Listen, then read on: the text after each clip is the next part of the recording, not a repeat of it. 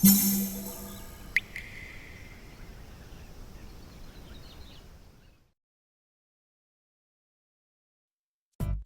うも、底辺アクアリスト黄昏です。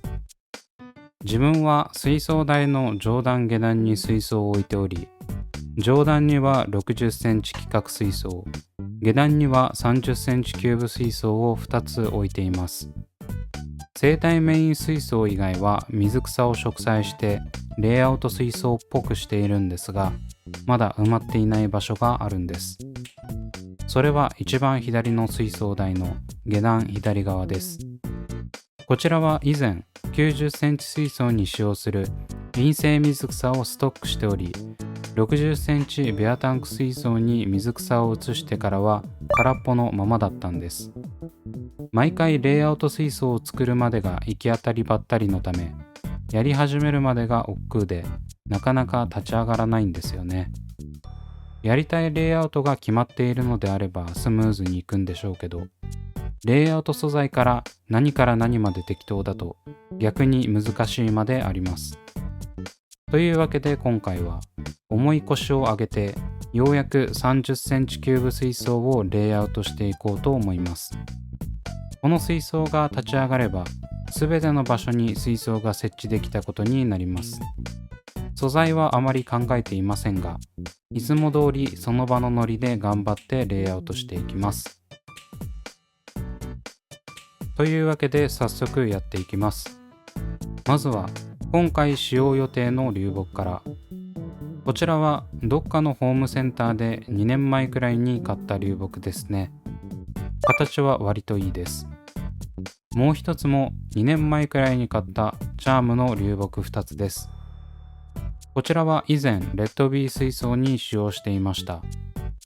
どういった配置にするかはおいおい考えます。続いて取り出したのはアマゾニアです。最近はこのソイルを使うのが定番になってますね。長く水槽を管理するのであれば、やっぱり栄養系ソイルは欠かせないということで使用しています。以前は入手性がすごく悪くなってて大切に使っていたんですが、現在はいつでも見かけるのでガンガン立ち上げに使用しています。まずはレイアウトする前にソイルをある程度入れていきます。どれくらい入れるかは完全にフィーリングで、その都度足したり減らしたりしてます。カップで入れるのが面倒になって袋ごと振りかけてます。ある程度入れたらハケで鳴らして高さを整えていきます。基本的に前方にはあまり入れないようにしています。上の方に吸着系ソイルを入れるためですね。続いて実際に流木を使ってレイアウトしていきます。あまりイメージはしていないんですが、なんとなくこの大きな流木を斜め前方に出せるように試行錯誤しています。そのために下に塊の流木を置いたり石をかませたりしているんですが、当たり前ですが重心が結構前にあるので安定しません。とりあえずここは置いておいて塊流木の向きを調整します。石は溶岩石を使用しようと思ったんですが、なかなかうまくいかないですね。というわけでいろいろ試行錯誤した結果こんな感じになりました。反射で見づらくて申し訳ないです。下には塊流木を置き、その上に大きな流木を斜めに配置しました。ここの流木同士の空間を空けた方が奥行きが出ていいのかなと思って、これ通りに形ができるように挑戦していきます。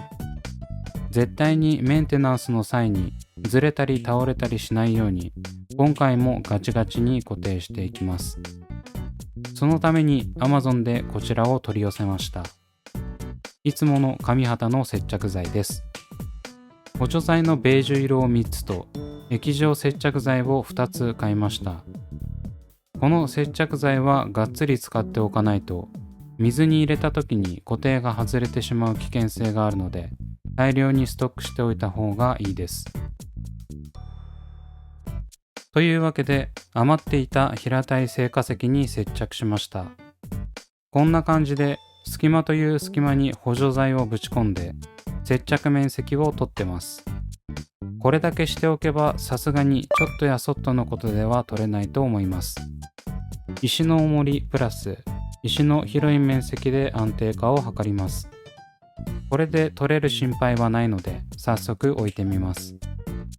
はい、倒れました。余裕で倒れますね。というか全体像を見れば倒れるのは明白です。やってる時はそこまで気がつかないんですが、冷静になって客観視すると見えることってありますよね。というわけで、先ほどの接着した石に塊流木も接着して重心を安定させようというプランに変更します。ただ、この塊流木は石との接着面積が狭く、しっかり固定できるか心配です。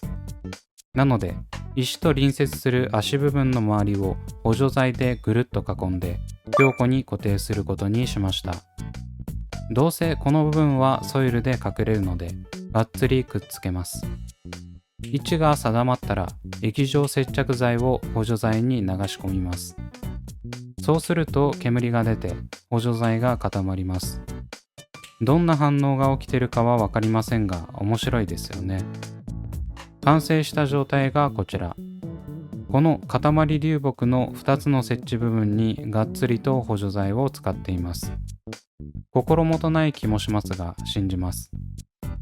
ソイルの上に置く以前からしっかり自立しているので、重心問題は完全にクリアですね。意外とこの素材同士の接着って難しいですよね。くっつけることに集中していると、当初考えていた位置関係とずれてしまうので、自立しつつ思い通りの向きにするのは地味に大変でした。ただ、ちゃんと流木同士の隙間もできてますし、大満足な仕上がりになりました。それでは置いていきましょう。配置場所は適当ですが、メンテナンスのことも考えて慎重に置いていきます。ちょっと見切れてて申し訳ないんですが、大きな流木のてっぺんがガラス面につかないギリギリのところで決めました。こんな感じでほぼほぼ中央に配置してます。大きな流木が斜め前にせり出す形になっているので、割とそれっぽくなったのではないでしょうか。ただ、よくよく考えると、この状態で流木が立ってるってちょっと不自然ですよね。本来なら支える流木があるべきなんで、そっちの方が自然ですよね。接着し立ち上げてから後悔してます。ライトを当てるとこんな感じ。大きな流木ってこれ単体で陰影が出てくるので面白いですね。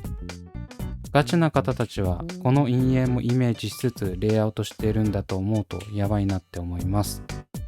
側面から見ると若干微妙な感じに見えますね。まあ基本正面から見ることになると思うんで、ここは目をつむっておきましょう。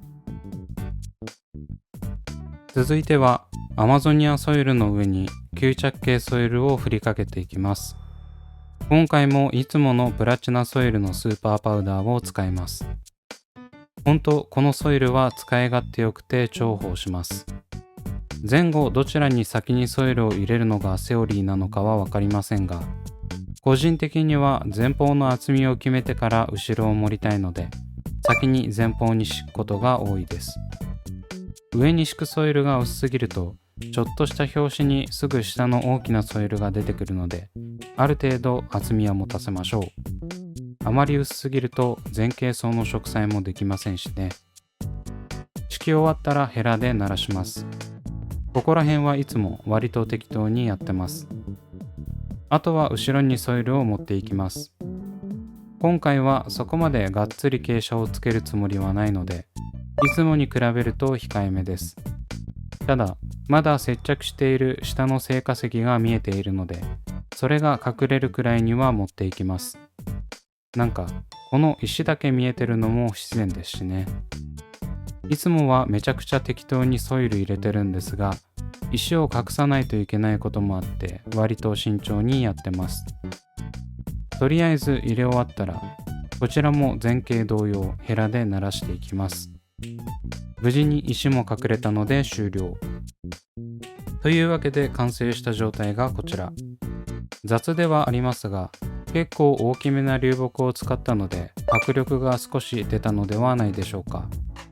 やっぱこれ単体だと流木が浮いてる感じがして不自然ではありますが、そこら辺はこれから植栽する水草がどうにかこうにかごまかしてくれると思います。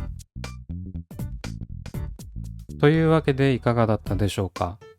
今回は久しぶりの30センチキューブ水槽レイアウトということで、30センチキューブでは初の流木を主体としたレイアウトを組んでいきました。